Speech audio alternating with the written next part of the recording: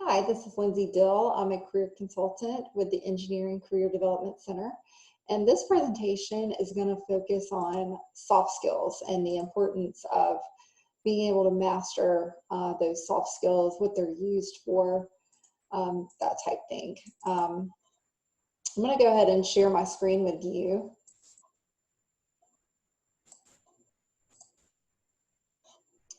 Okay, a lot of times you'll see these soft skills referred to as NACE competencies.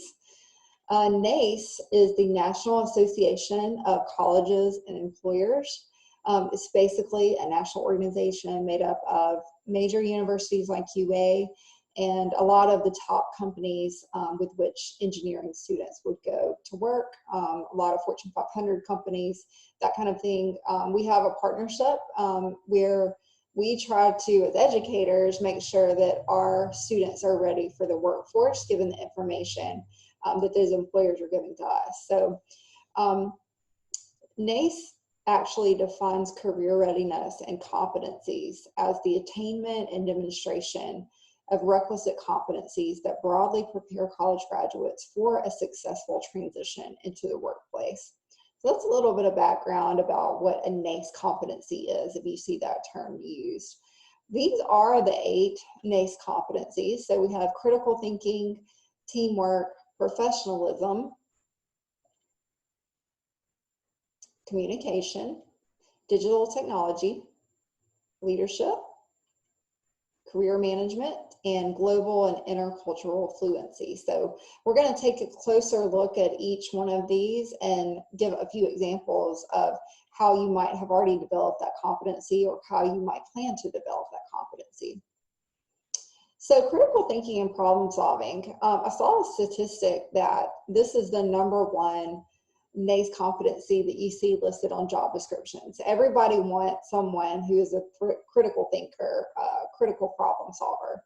So to master this skill, you should be able to exercise sound reasoning to analyze issues, make decisions, and overcome problems.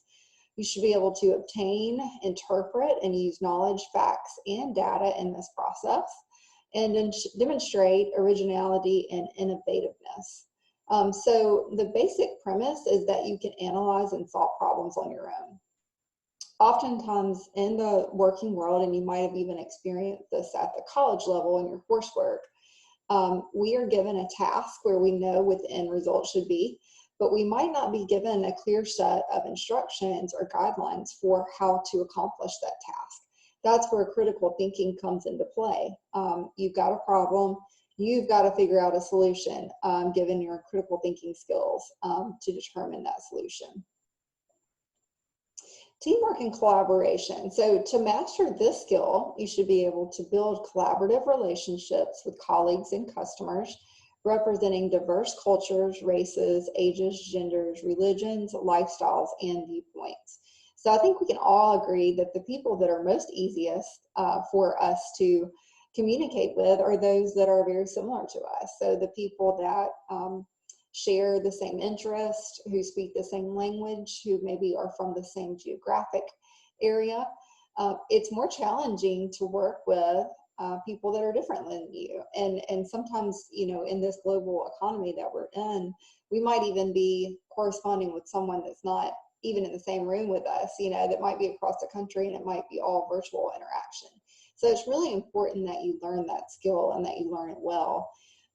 Working within a team structure and negotiation and management of conflict. So I think that, you know, particularly if you've been the head of a project team, or, you know, maybe you've been an officer in a student org, you might have already had some experience delegating and managing people and managing their expectations and learning how to delegate work to them so it's not all on you. That's all a part of teamwork and collaboration. So the basic premise of this one is that you can negotiate and manage conflict and work effectively with others. So oral and written communications. In order to master this skill, you should be able to articulate thoughts and ideas clearly and effectively in written and oral forms to persons both inside and outside your organization. So I think in the field of engineering in particular, you know, there is jargon that is specific to engineers, and there's a language that only engineers can understand. And I think it's important sometimes if you're working with people that are outside the engineering world, that you're able to articulate those thoughts and those ideas in a way that anyone can understand them, even if they don't come from an engineering background. That's really important to remember. Have public speaking skills. So oftentimes engineers are not huge fans of public speaking, just like the general population is not a huge fan of public speaking. But in a lot of cases, depending on what your job is, you're going to be giving some presentations, whether that's, inside your organization. Maybe you're proposing something to a client outside the organization. It really could be anything. But it's good to have those skills and seek out those opportunities, even if they're uncomfortable for you. Express ideas to others, write, edit memos, letters, and complex technical reports clearly and effectively. So the basic premise of communication is just that you can communicate effectively, verbally, and also in writing. Digital technology. Okay, so to master this skill, you need to be able to leverage existing technologies ethically and efficiently to solve problems, complete tasks, and accomplish goals. I think this particular competency probably becomes as the most natural and easy for engineers, just because you're very tech savvy on average compared to the general population. Demonstrate effective adaptability to new and emerging technologies. This is really important because a lot of the technical skills that we're learning right now in the classroom might be obsolete in just a couple of years with the speed at which technology is changing. So I think that it's important not to get too set in your ways and too comfortable using a piece of technology, so that you don't want to grow and learn as it's ever changing, because it is ever changing. So the basic premise of this one is just that you can select and leverage technologies based on the task that you have to accomplish. Self-awareness and leadership. In order to master this skill, you need to be able to leverage the strengths of others to achieve common goals. Use interpersonal skills to coach and develop others.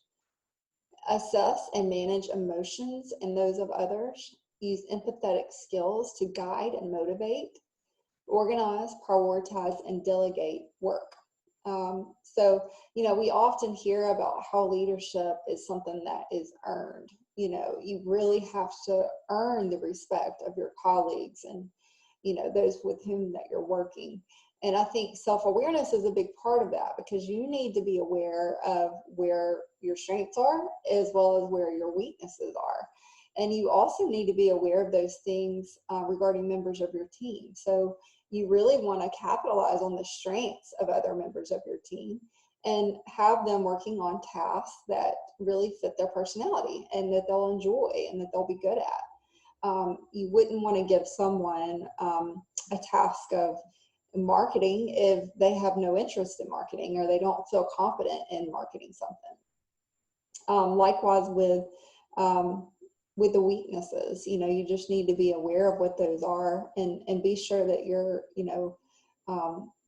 capitalizing both on the strengths and that you're moving people around so that they're not feeling like they're always operating at their weakness. So the basic premise of this one is that you can guide, motivate, develop others, and manage emotions in the workplace. Professionalism and work ethic. So to master this skill, you need to be able to demonstrate personal accountability and effective work habits regarding things like punctuality, working productively with others, time, workload management. Understand the impact of nonverbal communication on professional work image. Demonstrate integrity and ethical behavior. Act responsibly with the interest of the larger community in mind. And learn from your mistakes. So this is overall just being a professional person. The premise of this one is just to demonstrate that strong work ethic and manage your time, manage your workload while maintaining that professional image. We've all been around people before who kind of wear their feelings on their sleeve. And if they're having a stressful day or they feel overwhelmed with their work, you know it because they show you and they talk about it and they probably complain about it a lot. And then we've all been around other people who, are just able to stay cool, calm, and collected, get their work done in a quiet manner. That's what you're going here is, to demonstrate a very high level of professionalism and eagerness to get your job done. Career management. So to master this skill, you want to be able to identify and articulate your skills, strength, knowledge, experiences relevant to the position desired and your career goals. Identify areas of necessary personal growth. Navigate and explore job options. Understand and take the steps necessary to pursue opportunities. Understand how to self-advocate for opportunities in the workplace. So I think it's really important, just going back to the very first one, that, you're aware of what your skill set is and what you would be good at. You don't want to pursue a field down the road that you're not well suited for. And that's something that I think is something that you're going to constantly have to assess, because as you move up within your organization, or maybe you move into a new organization or completely new industry, it's always important to do sort of a self-assessment to see if that is really suited for you. You would really enjoy that. Also, identify those areas that you need to grow professionally. So most companies, corporations, industries will offer opportunities for professional development, and we definitely encourage you to take advantage of those. It's only going to help you, and it's going to help with this career management skill set. Understand the steps necessarily to be promoted and to keep moving forward and upward through your career. A lot of times this is a conversation that you'll need to have in that first job with your employer. Hey, what does the progression look like in this role? Or, if there's not much of a progression, maybe you need to look elsewhere. But just kind of knowing what that is and kind of having a strategy for how you're going to move up and advance yourself career-wise is really important. Okay, global and intercultural fluency. This one is a little bit harder for students to always have opportunities for here on campus, but there are opportunities for it. This is going to be where you value, respect, and learn from diverse cultures, races, ages, genders, sexual orientations, and religions. Demonstrate openness, inclusiveness, sensitivity, the ability to interact respectively with all people. Understand those individual differences between people. So I think this one goes hand in hand with the communication competency. It's really important that you learn to work well with people that are different than you, is the basic premise of that. So now that we know what competencies are, how do we master them? I think this one is really, this little piece of research is particularly interesting. Within this research, and this is actually coming from a book called Student Success in College, these were the research questions that were asked. Are soft skills more likely to be learned through extracurricular activities or as a part of degree requirements? Alumni were asked these questions. Are all extracurricular activities equal in terms of developing soft skills? And what role do extracurricular activities play in gaining employment? How much is this going to help you? So this is the method that they use. This was taken from 620 alumni who completed a survey. 18 alumni were interviewed, and then alumni completed a survey and were invited to participate in an interview. So these are the results. As you can see, the blue bar represents how important that particular skill was to getting your first job. The red or oranges bar includes extracurricular activities, that's how that skill set was learned. And then the green bar represents the skill sets that were learned through actual degree requirements. So for the field of engineering, I mean, you're going to have a lot of project work, a lot of hands-on activity. So it could possibly be a little bit larger for you than just for the general population. But I thought this was just interesting to look at, to see, interpersonal skills and communication skills are the two top blue bars. So those tend to be the most important for getting the first job. And then you can see that there's really kind of a good mix between students who earn these skills through degree requirements versus extracurricular activities, just depending on what the skill is. So you can see some more results of that particular piece of research there, which I think is just important to kind of take a look at. So what now? We've established that competencies are extremely important to employers. We've also learned that competencies are mastered through both a mix of classroom, extracurricular, and on-the-job training. So what now? I always encourage students, especially when I'm doing a resume review or mock interview, think about your past experiences. So in what ways have you already demonstrated skills in these competencies? Things like part-time work, internships, co-op, project work in classes, time management in college, student organizations. Probably a lot of these skills you've already developed. I always tell students, like, the critical thinking and problem solving and the communication skills, those are developed as soon as we're born, basically. We start communicating with our parents or our caregivers. We start, playing with toys and learning how to take things apart and put them back together and color and that kind of thing. So, of course, you hopefully have some more advanced knowledge of these things now, but you've definitely got some examples. So I think sometimes it's just about going back in your mind through past experiences, and don't dismiss any of your part-time work. There are some really great transferable skills that you can pick up through babysitting, through bartending, through lifeguarding, serving tables at a restaurant. I mean, when you're in a public-facing position, I can guarantee that you're getting a lot of communication and problem-solving skills. So just think back to those experiences. Learn how to articulate these on your resume. So I actually have a handout that I'm happy to provide for you that is actually entitled Marketing Part-Time Work on Your Resume. And it has not only part-time work, but it also includes research, student work, participation, things like that, very common positions that students have, and some examples of how you could bullet point out those transferable skills that you earned through those positions.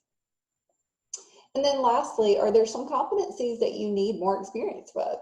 Seek out opportunities to gain these skills, either through on-campus workshops, presentations. We offer a lot of those through the Career Center, student orgs, job shadowing, informational interviewing, part-time work, or co-op or internship experiences. I think it's good to kind of know what you're proficient in and what you need a little bit of help with, and then you can put a game plan together for how to improve upon those that you need to improve upon. So thank you so much for listening to this presentation. I do hope that it was helpful for you. We are located in 2004 HM Comer. Right now, this is recorded in March, and we are on limited business hours because of COVID-19, but we are available through Handshake, through telephone. We're doing Zoom sessions, so you can contact us there if you have any questions. And again, thank you so much for watching, and best of luck with your soft skills.